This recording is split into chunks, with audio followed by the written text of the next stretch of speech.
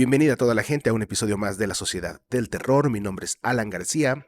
Me pueden encontrar a mí en mis redes sociales, en Instagram como @basado en la novela de Stephen King. Ese es mi usuario. Ahí me pueden encontrar y aparte pueden encontrar las redes sociales del podcast como La Sociedad del Terror en todas las plataformas. Ahí nos pueden encontrar. Estamos disponibles en YouTube, en Spotify, Google Podcasts y aparte pues ya saben, en Facebook, Instagram, etcétera, etcétera. Gracias a la banda que se pone en contacto. Tuvimos una ausencia y tuve una ausencia de un par de semanas porque pues me tocó ahora ser portador del virus que está causando tantos estragos, ¿verdad? Me dio dispositivo al COVID, pero pues ya estoy de regreso, sí estuve fuera de circulación unos días, pero pues ya de vuelta, ahora sí 100% con la salud al 100. Muchísimas gracias a toda la gente que se pone en contacto una vez más, a los que comentan, dan me gusta, comparten, a los que nos siguen en nuestros canales oficiales, qué chido.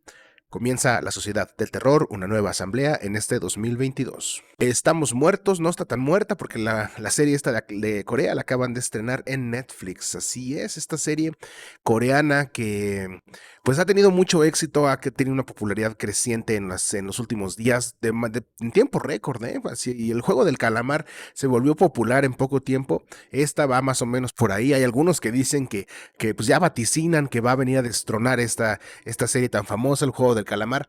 Pues yo sí la vi, sí me gustó, pero no se me hizo tampoco nada del otro mundo. Pues esta nueva serie, Estamos Muertos, cuenta la historia de un grupo de jóvenes que luego de que un virus zombie se propagara por su escuela, pues ellos tienen que, se encuentran atrapados ahí en su escuela, repito, y tienen que buscar una salida o terminar infectados. Esta serie tiene un hype muy grande a su alrededor, ya está disponible en Netflix, se acaba de estrenar hace poquito, entonces yo no la he podido ver, pero pues ya le voy a dar una checada. Estoy terminando ahorita Archivo 81, qué buena serie, un poquito lenta al principio, pero después del episodio número 3 se pone bastante más, pues más interesante, ¿no? Más rápida.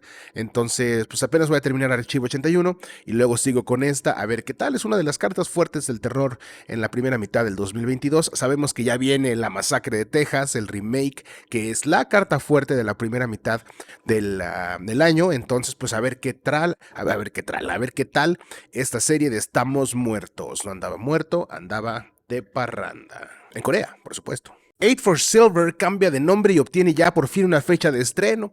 Así es, esta película dirigida por Sean Ellis, que ha recibido muy buenas críticas, tiene muy buenas críticas, fue estrenada en el Festival de Sundance antes de la pandemia, en el último que hubo pre-pandemia, fue estrenada esta película, imagínense, hace ya casi 3 años, fue estrenada, le fue muy bien, y luego pues regresó a la bóveda por las cuestiones de la contingencia, pues ya está ahora sí con fecha de estreno a nivel mundial, y cambió de nombre, se llamaba originalmente Eight for Silver, ahora se va a llamar The Cursed, uno de los malditos, ¿no? Vaya nombre bastante original. Y pues ya se estrena el próximo 18 de febrero a nivel internacional. Esta película está ubicada en la Francia de finales del siglo XIX, entonces pues ya se imaginarán, trae una onda acá, como muy The Witch, ¿no? Muy película atmosférica y medio oscura y opresiva, que pues tiene un tráiler oficial también que se acaba de estrenar hace poco, ya lo pueden revisar ahí en YouTube. Pues no, el tráiler revela pues la historia básica, que pues al parecer tiene que ver con un pueblo ahí medio maldito, supongo que de ahí el nombre. Aparecen vampiros, aparecen hombres lobo, aparece un hombre lobo, vampiros no hay, un hombre lobo, o lo que parece ser un hombre lobo, y también se ve pues ahí un espantapájaros medio macabro, entonces pues parece que trae ahí una línea sobrenatural esta película The Cursed de Sean Ellis, a ver qué trae buenas críticas, pues vamos a esperar a ver si es cierto. Y antes de entrarle de lleno al tema de esta semana, que es el cine de terror de los 90, me gustaría hacer una recomendación para toda la banda que está escuchando o viendo este episodio, y es una serie que está disponible en Star Plus para los suscriptores de México y en Hulu para los suscriptores de Estados Unidos. Es una serie que lleva por nombre What We Do in the Shadows, una serie que ya va por su tercera temporada, y vaya, ¿qué les digo? Yo no la había visto, no había tenido la oportunidad, no me había dado la oportunidad, mejor dicho, El director y creador y mente maestra detrás de esta serie es Taika Waititi, quien pues ya sabemos que ganó un Oscar por la película Jojo Rabbit. Y pues él es la mente maestra detrás de esta serie. En verdad es muy divertida, tiene muchas referencias a cine de terror pues clásico, y aparte tiene varios guiños a la cultura pop. Por poner un ejemplo nada más, el ayudante de los vampiros, para no, pues no spoilear esta serie, el ayudante de los vampiros se llama Guillermo y es un güey que se parece mucho pues al Guillermo más famoso del mundo del horror, me refiero obviamente a Guillermo del Toro.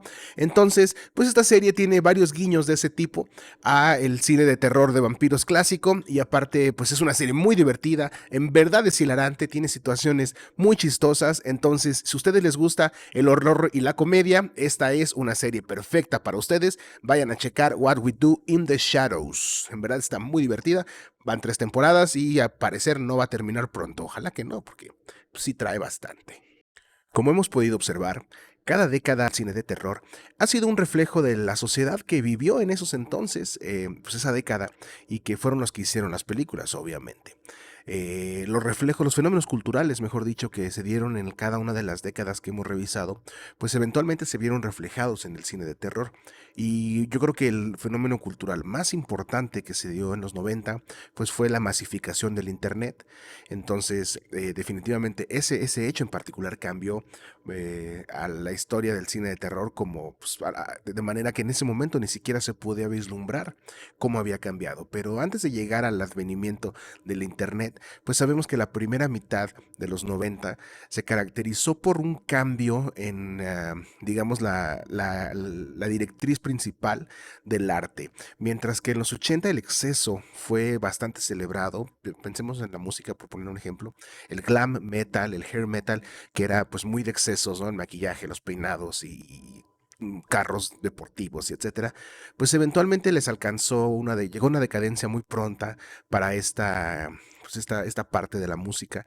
Y en los 90 sabemos que vino el grunge como pues digamos, el anti-glam, ¿no? Un género que pues como tal no fue un género musical, sino más bien un movimiento cultural que agrupaba pues a varias bandas, ¿no? Que no tenían un nombre.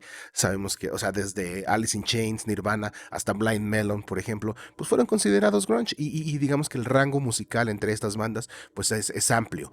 Entonces, las temáticas de la música, las temáticas del arte plástico, pues dieron un giro de 180 grados con referente a lo que se hacía en los 80, y el cine de terror pues no pudo ser la excepción.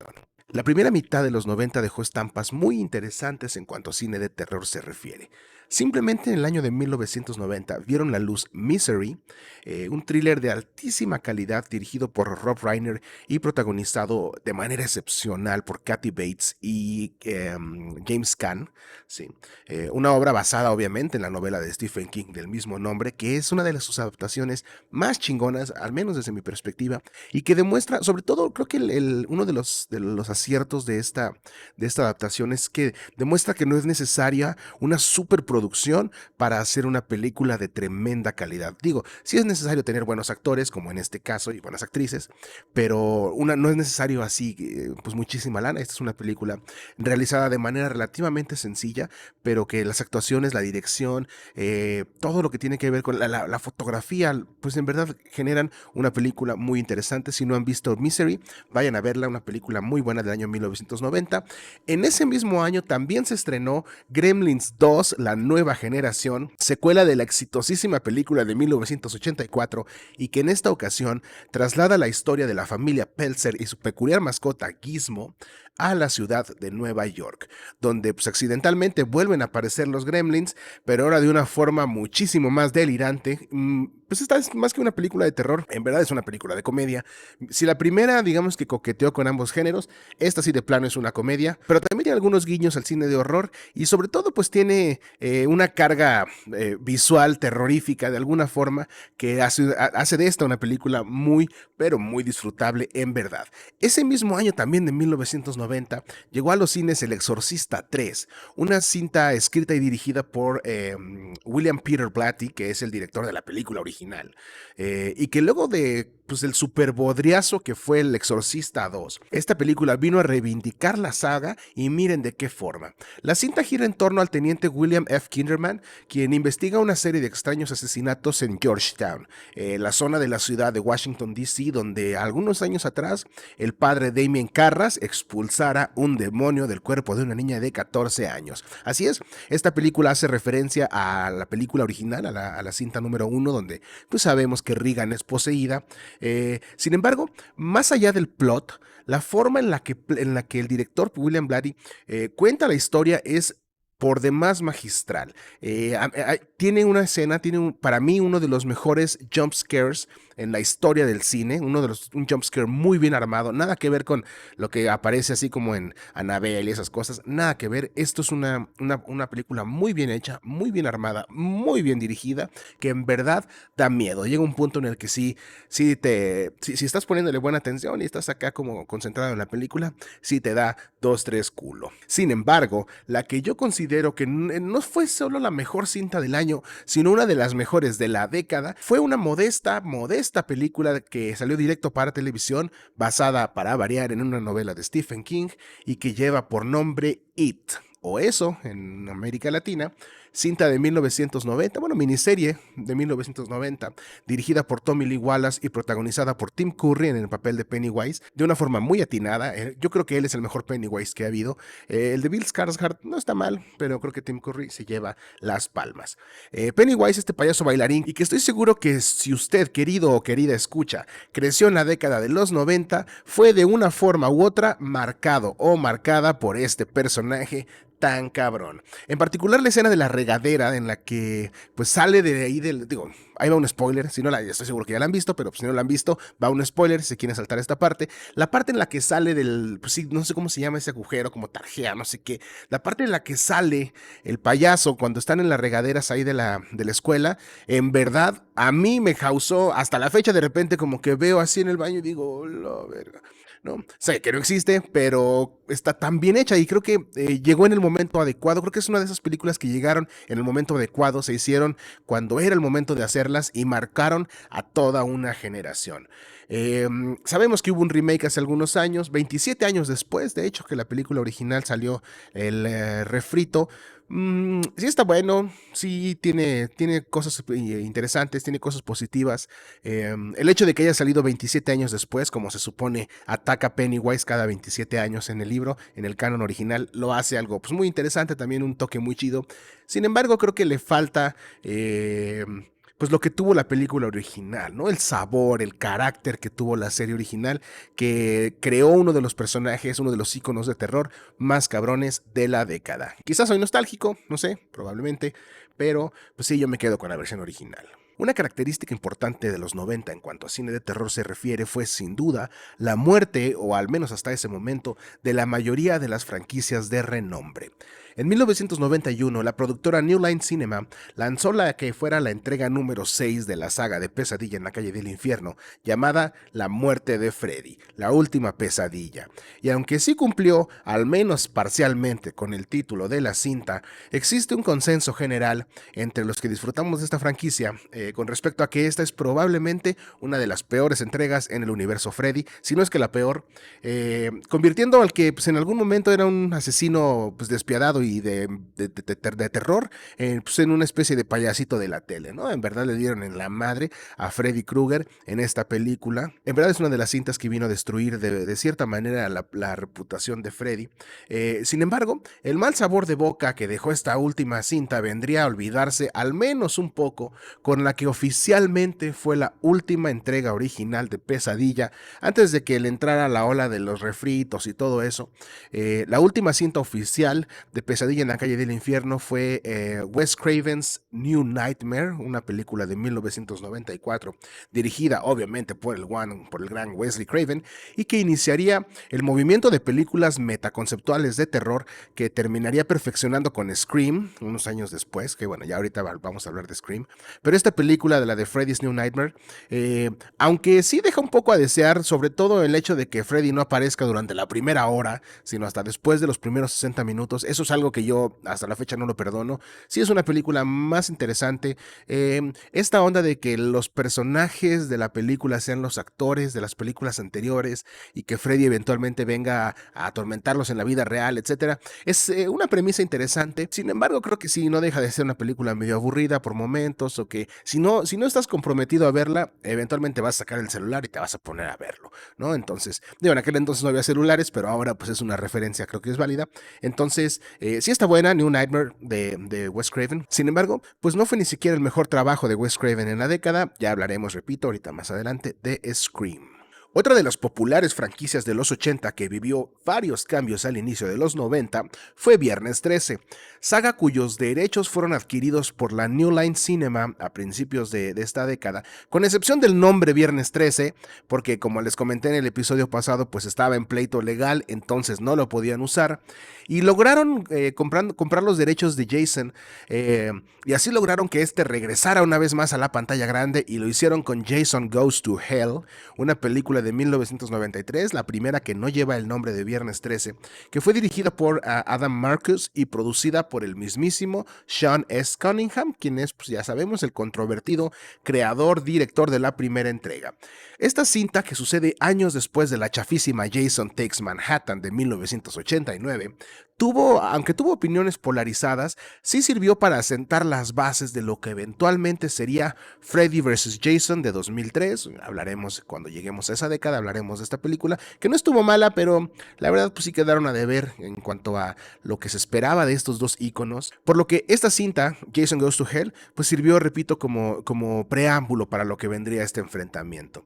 Tiene uno de los problemas más grandes, esta película tiene un problema muy grande, y es que elimina a Jason Voorhees como un personaje físico, porque pues lo manda al infierno, que algo que hasta la fecha pues es imperdonable, ¿no? Sabemos que cuando viene Freddy vs. Jason, pues ahí se sacan de la manga pues sí, que al parecer Jason obtiene como los poderes de Freddy, ¿no? De regresar de la muerte, ¿sabe qué? Entonces, bueno, no quiero revelar mucho de ninguna película. Esta Jason Goes to Hell, pues sí estuvo mejor que la anterior, o mejor que las tres anteriores, pero tampoco es una muy buena película. Sin embargo, pues sí sirvió como para darle algo de basamento a lo que sería la siguiente entrega. Sí la recomendaría si van a hacer un maratón de Viernes 13. Yo les sugeriría que vieran esta como la tercera película o la cuarta que vean, y que dejen las peores hasta el final, porque eventualmente ni siquiera las van a terminar, se los aseguro. Esta película, Jason Goes to Hell, pues marcaba también de alguna forma una pausa una pausa en la franquicia de Viernes 13. En lo que a Halloween se refiere, dos fueron las entregas de esta saga y no pudieron ser más distintas entre sí. Mientras que Halloween 5, La maldición de Michael Myers, una película de 1995, buscó recoger de alguna manera las piezas que había dejado muy maltrechas la terrible película Halloween 4, El regreso de Michael Myers de 1989, fue la segunda entrega de esta década, Halloween H20, 20 años después, la que vendría a conmocionar al mundo del terror en 1998, año en que la cinta fue estrenada. Esta película retomaría la historia después de la película número 2. Sabemos que pues, son las que tienen ahí, pues que son como seriadas, sabemos que son las dos películas originales, y esta película H20 retoma donde se quedó la película número 2, deja de lado desde Halloween 3 en adelante, algo que eventualmente todas las demás harían, o todas las demás franquicias harían prácticamente, y marcaría el regreso de Jamie Lee Curtis como Laurie Strode. Además de ser la cinta que, como les decía, fue el prototipo para lo que serían todos los refritos de la siguiente década, tales como La Masacre de Texas de 2003, The Hills Have Eyes de 2006, Evil Dead de 2013, todas estas películas que eventualmente tuvieron un refrito, comenzaron con Halloween H20. Es una película buena a secas, no es de mis favoritas de Halloween, pero tampoco es de las más malas. Sí creo que las últimas que han hecho han sido mejores, y hasta creo que las de Rob Zombie, al menos la primera, podría ser considerada mejor que H20, esta película de Halloween, que fue la segunda entrega de esta franquicia en la década de los 90. El personaje original de Michael Myers pues ya murió en la película número 5, La maldición de Michael Myers, y fue retomado, digamos, con una especie de cambio en esta película que dio pie para lo que, repito, serían las nuevas versiones que hemos visto. Sabemos que este año 2022 se estrena Halloween Kills, que es la última de la trilogía, de esta nueva trilogía que lanzaron hace poco con el buen Michael Myers. Vamos a ver qué tal. Halloween, pues sí, prácticamente se reestructuró desde cero en los 90. El horror de realidad también tuvo un revival muy interesante en los 90, y es que se lanzaron thrillers de muy buena calidad, comenzando quizá por Seven, una película de 1995 dirigida por el genial director David Fincher, quien ya había dirigido Alien 3 en 1992. Algunas personas dicen que Alien 3 es de las peores que hay en la saga. Yo, pues sí, creo que no es tan buena, pero sí siento que le sirvió bastante a Fincher para lo que vendría, para lo que sería su segunda película, esta cinta Seven, que pues cuenta la historia de un asesino serial que basa sus crímenes en cada uno de los pecados capitales, de ahí la referencia al título, y que tiene uno de los finales más interesantes en la historia, al grado de que la duda de qué contenía la caja, no diré más para no hacer spoilers, si ustedes ya la vieron saben a qué me refiero, si no, pues vayan a verla, no les cambia nada esto que les acabo de decir. La duda de qué contenía la caja ha traspasado la frontera del género y del cine y se ha convertido hasta en un meme recurrente en algunos de esos foros. Entonces, pues sí, una película que en verdad vale la pena ver, muy interesante, te mantiene todo el tiempo pegado a la pantalla, está contada de una forma muy buena, la narrativa visual es muy interesante. Entonces pues sí les recomiendo que vayan a ver Seven si no han visto, una cinta de 1995.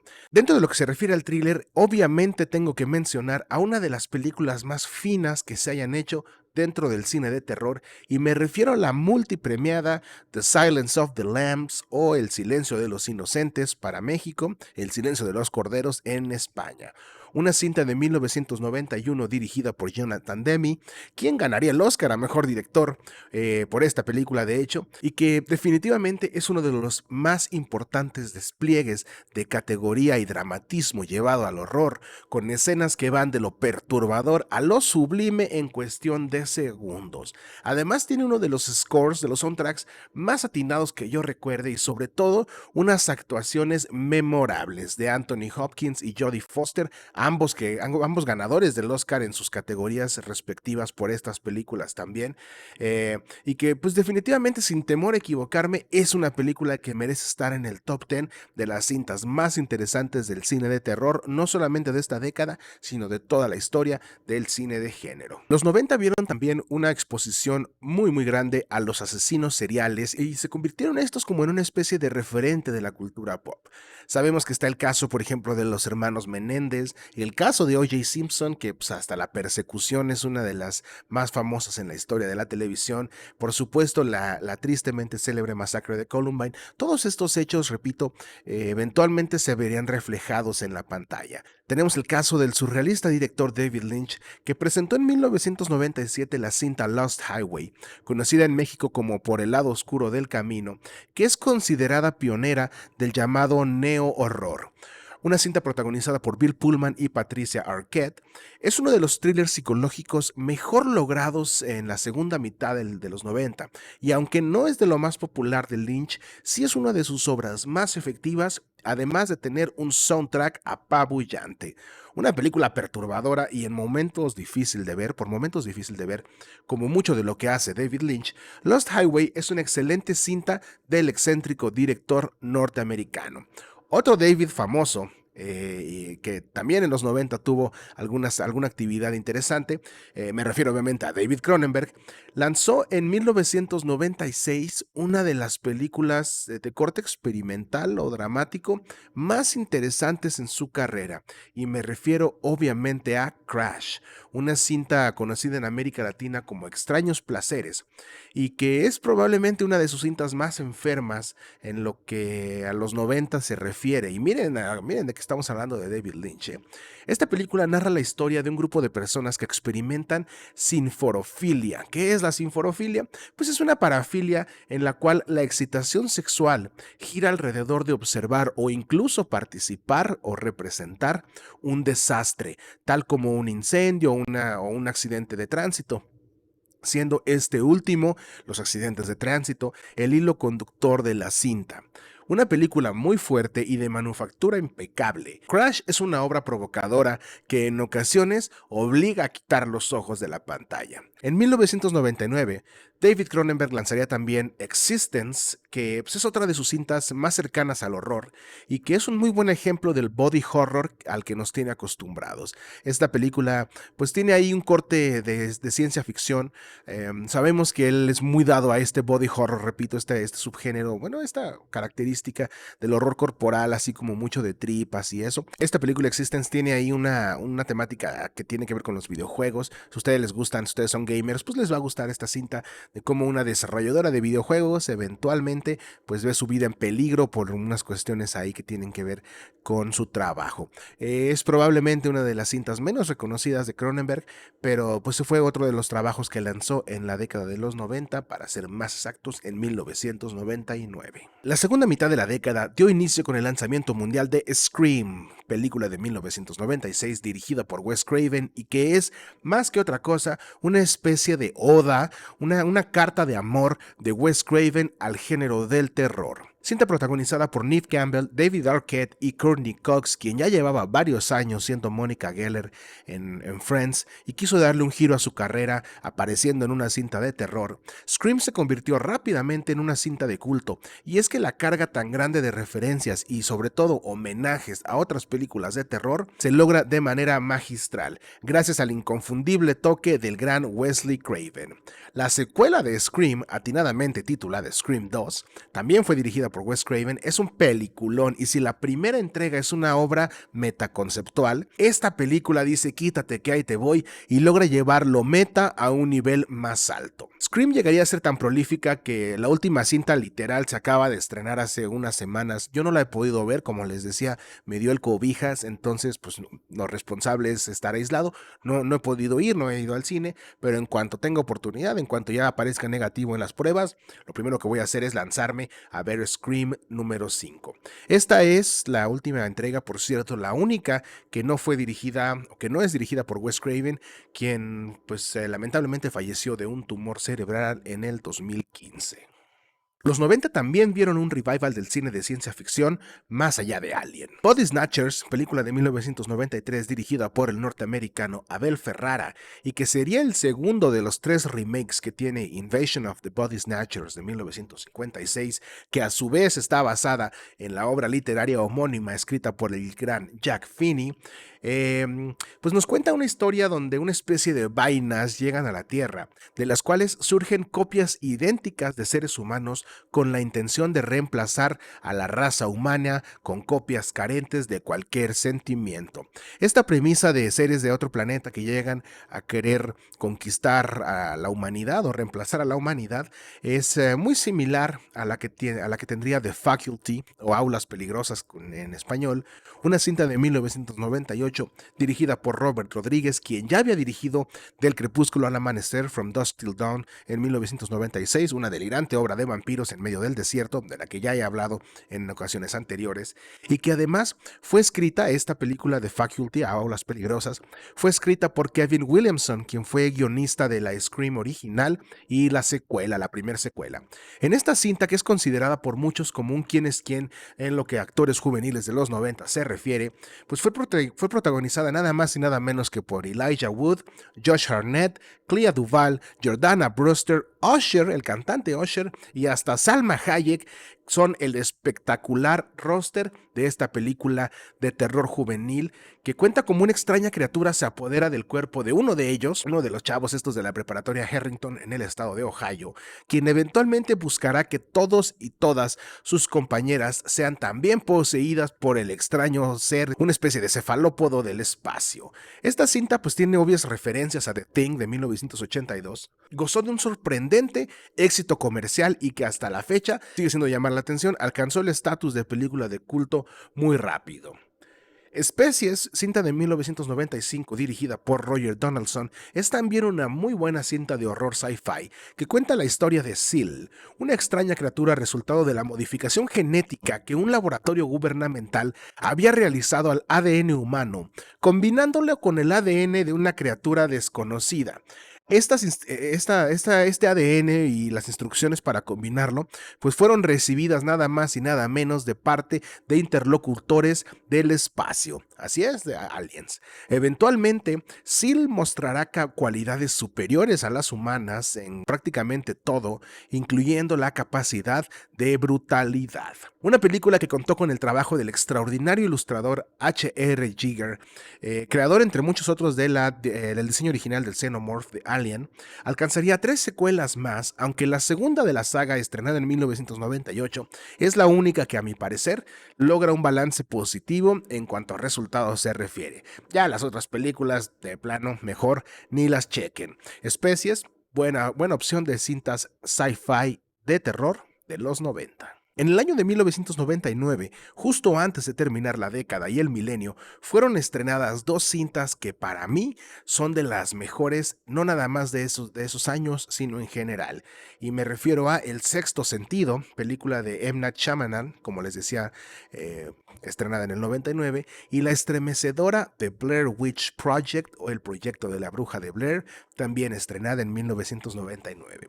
Sexto Sentido ostenta uno de los giros de tuerca más impresionantes que yo haya visto hasta el día de hoy. No lo voy a revelar, pero si no has visto esta película, entonces no sé qué pedo con tu vida. Si no has visto El Sexto Sentido, tienes que ir a verla ya. Es una película que cambia totalmente tu forma de ver el cine una vez que la terminas de ver. Si es que eres neofitón, como yo lo era en ese momento, en verdad me vino a volar la cabeza.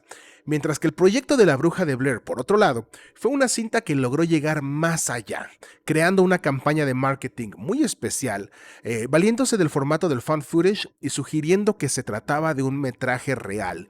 Algo que, aunque no era la primera película que pues tenía como este mito alrededor. Sabemos que pues, años antes se había estrenado Holocausto Caníbal, una película que el director tuvo que demostrar que se trataba de una ficción porque la cinta se veía muy real. Entonces creían que en verdad habían tenido contacto con caníbales y en verdad se habían comido parte del crew, algo que no pasó.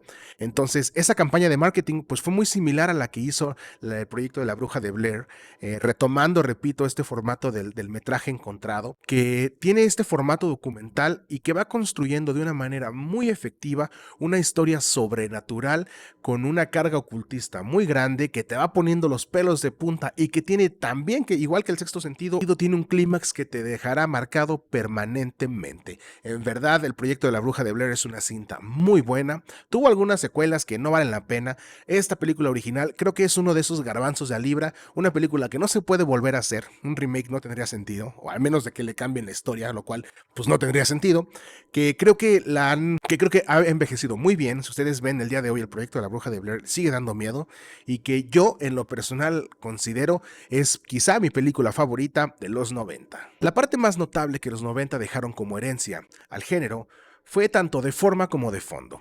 Y aunque hay quien considera que esta fue una etapa más bien de transición, una década de transición en cuanto al cine de horror se refiere, en mi opinión, el legado de esta década se mantendrá vivo mientras sigan existiendo las películas de terror. Y si han llegado hasta aquí, quiero agradecerles por acompañarme en esta segunda asamblea del 2022. Saben que para mí es muy importante sus opiniones. Pueden encontrarnos en todas las redes sociales. Mi Instagram, el de Alan, basado en la novela de Stephen King. Así me pueden encontrar. Mándenme mensajes, cotorreamos acerca de películas de terror, la sociedad del terror en todas las plataformas. También los estaremos ahí. Pues estamos en contacto. Muchísimas gracias una vez más. Terminamos con esta segunda asamblea de la sociedad del terror. Adiós.